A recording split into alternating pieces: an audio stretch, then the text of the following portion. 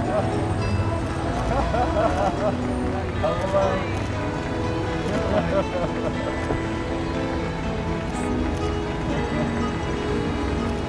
like Maggie Nicholson.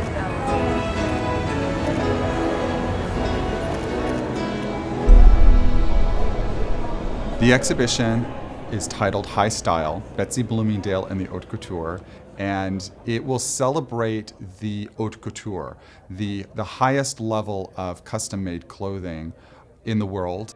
All of these pieces for the haute couture came from Paris, where they were custom-made specifically for Mrs. Alfred Bloomingdale. We're interspersing amongst the couture pieces some very high-end American ready-to-wear designers as well. These were the American couture. These were people that dressed and made garments at the very high level. But haute couture itself, we want to explain what is dressing in the couture. I had no idea that I was collecting anything that was so important. I never thought it would be important, but my husband had suggested this. He said, look, you have all these beautiful clothes that you bought in Paris, and nobody seems to maybe understand couture, and I think you should give your things to the Fashion Institute of Design and Merchandising. So indeed, I did. She had been giving pieces to the collection over a 30-year time period, and it was this latest donation from 2006 that gave me the idea to host an exhibition talking about the haute couture, explaining what it is to our students and researchers, and using Mrs. Bloomingdale as a case study, because it's very unusual that a woman from Los Angeles would have such a very large collection of couture clothing that she wore over a 35-year time period.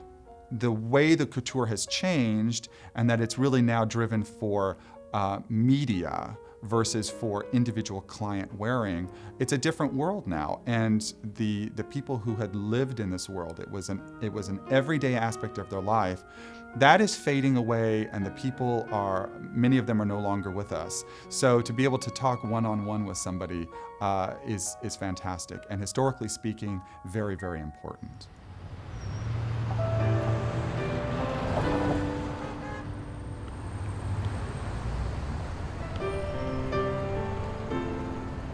My earliest remembrance of my grandmother's fashion sense was when I was in second grade, and she came, I think the only time ever, to what we had was Grandparents' Day at school. And I remember a moment where I suddenly looked around and realized that my grandmother did not look like the other grandmothers at all. And I was so proud, of the way she looked and her style, and you could tell that she was really set apart. And I think it's great to hear the stories from her about the dresses and what they mean and where she wore them. Right. I think it's wonderful. Yeah, me too. We're And saying everyone works can see of them. art. Yeah, we can go see them. Yeah, And and we're they're saying we works of haven't art. seen some of them, and so to go Right. see them and be able to have her be celebrated and remembered, in part through these dresses is so exciting. I mean, and as much as we'd love to have some of them, where am I going to put those dresses?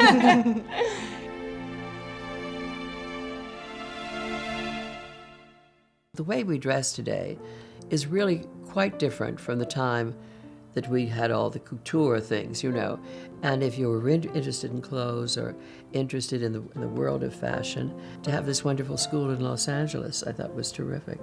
To see in the couture, which you don't see anymore, the way everything is hand done. And that's why it got to be so expensive, because the beaders don't really bead anymore, and the ladies don't do all the sewing, they have the machines now, so it's a different world, the couture. And I feel very lucky that I even knew any part of it.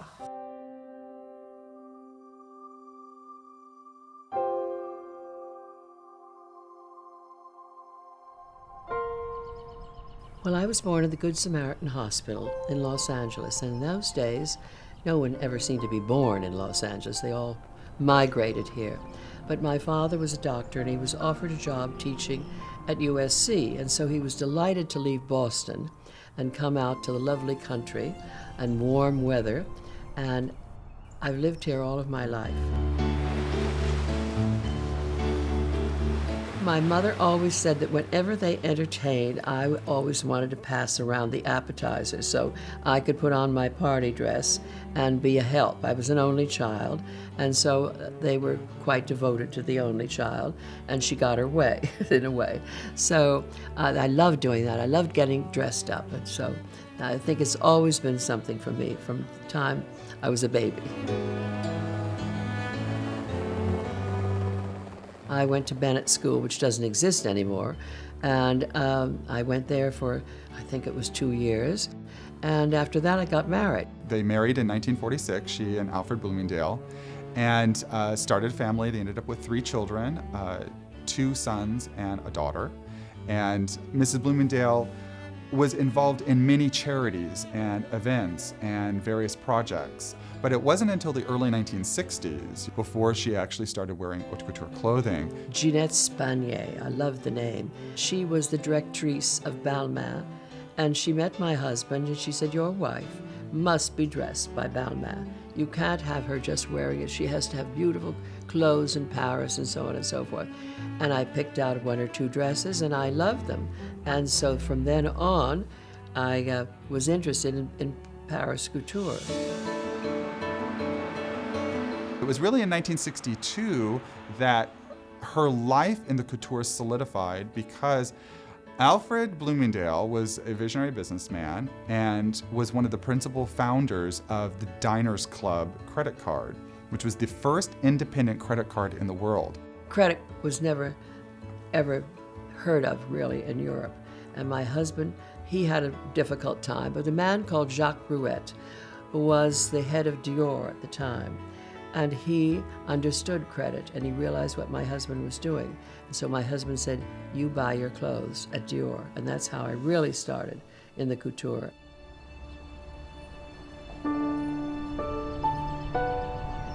Christian Dior looks today on the Avenue Montaigne exactly as it looked when I started there, which was some years ago. But the interior is completely different. And the whole way everything was done was so different in those days. We would have a lot of fun with friends. We'd have lunch, and then we'd go to the couture shows at 3 o'clock. Did you go? Have you seen Balmain? Have you been to Chanel? And this and that and the other thing, where all the girls would talk, and it was a whole different era. I would go whenever my husband had business. Then I had friends from New York who went all the time, and it used to be fun. Now maybe it's fun again, I don't know, because I haven't done that for, I think, about 10 years. When you would go into the enters, you were seated.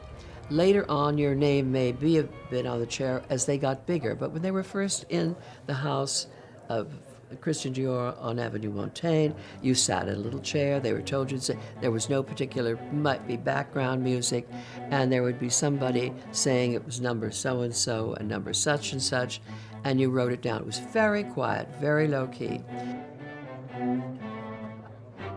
But this was the sort of old-fashioned way, because the vendeuse that you were assigned to in the early days, and when you sat at the house itself on the little chairs, she would come up afterwards and say, "What can I show you? Would you like to try something?"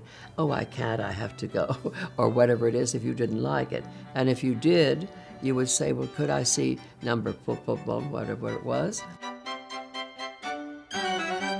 I can remember in Dior very carefully, they had a hallway with 3 compartments of a curtain that pulled across, and some of the rooms would be taken, but you would be trying something on and you would see something going past and you would think, "Oh, could I try that one?" And Marc Bohan was the designer at the time. Everything that he did was so, it fit beautifully, it was pretty. Il y a des gens que j'aimais beaucoup habiller. Quand on fait une collection, on y pense à ces clientes-là ou à ces amis-là. On se dit, tiens, ça lui irait bien, tiens, elle serait capable d'aimer. Oh, ça, elle ne mettrait jamais ça, c'est pas la peine. Il faut essayer un peu de... Moi, ma politique, ça a toujours été de penser comme ça, dans le cadre de ce que je faisais. Et jamais me dire ça va être dans la presse, ça va être.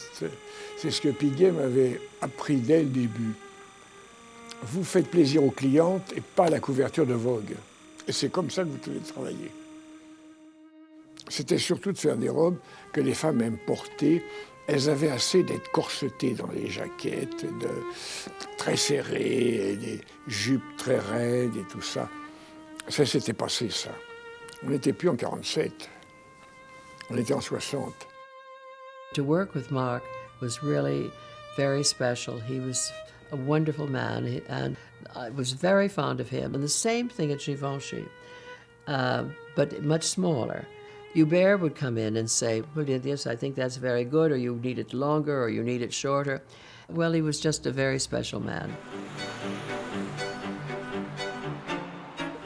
Quand on a sa propre personnalité, bien sûr, un compliment vous fait plaisir et un conseil, mais souvent, quand on sait comment s'habiller, elle le savait elle-même, elle n'avait pas besoin de moi.